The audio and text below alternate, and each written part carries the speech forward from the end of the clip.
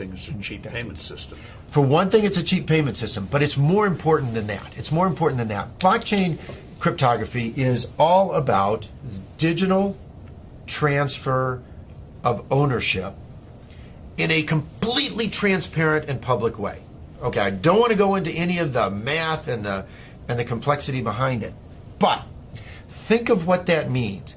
That means that I can actually record ownership in public in a digital means. 50% of the world's population has a mobile phone. I read an estimate this month that in 2020, 90% of the world's population will have mobile phones. That's probably a high estimate, but that's okay. Now, $35 smartphones.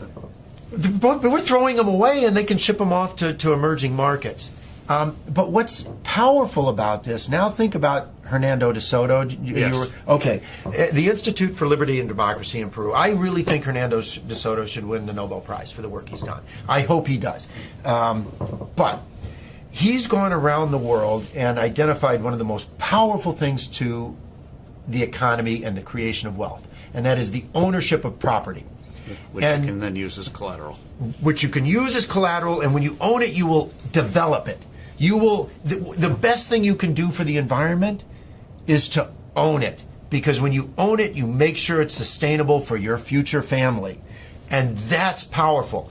But they don't have the ability to own it. If you live in a shanty town, you operate outside of the legal economy. It's not that you want to operate outside of the legal economy, but you have no ownership of any property. Although in the neighborhood, everyone knows who owns what.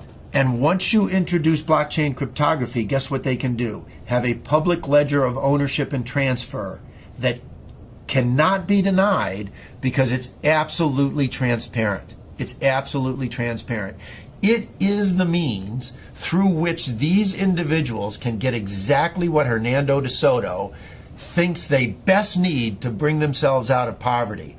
It is so much more profound than that, but at its very basis, it has the ability to give these individuals the right of ownership to property.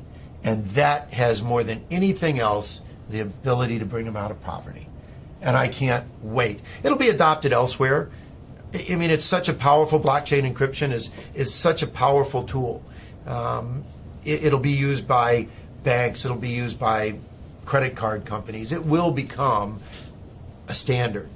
But what's more interesting is what it can do to poverty around the world, to eliminate poverty. But also, what does that mean, that technology mean for credit card companies and the whole payment system, crazy gobbledygook payment system we have today? Very expensive. Doesn't that blow it away? I hope so. I hope so. I mean, think about it. When there was one manufacturer of phones in the U.S., the U.S. government, what did we have? This big clunky rotary thing that sat on desks. Now, what do we have? Cell phones of all flavors, sizes. I can sit in Africa and on my cell phone take courses at MIT because they're public record. It's absolutely astounding what happens when you can actually innovate around the world and compete. And what is happening is blockchain cryptography, forget Bitcoin, creates a competitive technology, a competitive innovation that these credit card companies will have to adopt. The ones that adopt it first will bring their cost base down. And importantly, if you think about a retail store, and I have this with my kids are off in college and they go to a retail store, they use their credit card. And the credit card company costs the retailer $3 to $6. Right, because they reject well, first the fee is high, and then they reject the transaction. Because why is this card suddenly showing up in some city, some place where I don't live? So it gets cut off. Well, with blockchain cryptography, the buyer and the seller automatically trust each other over an untrusted network.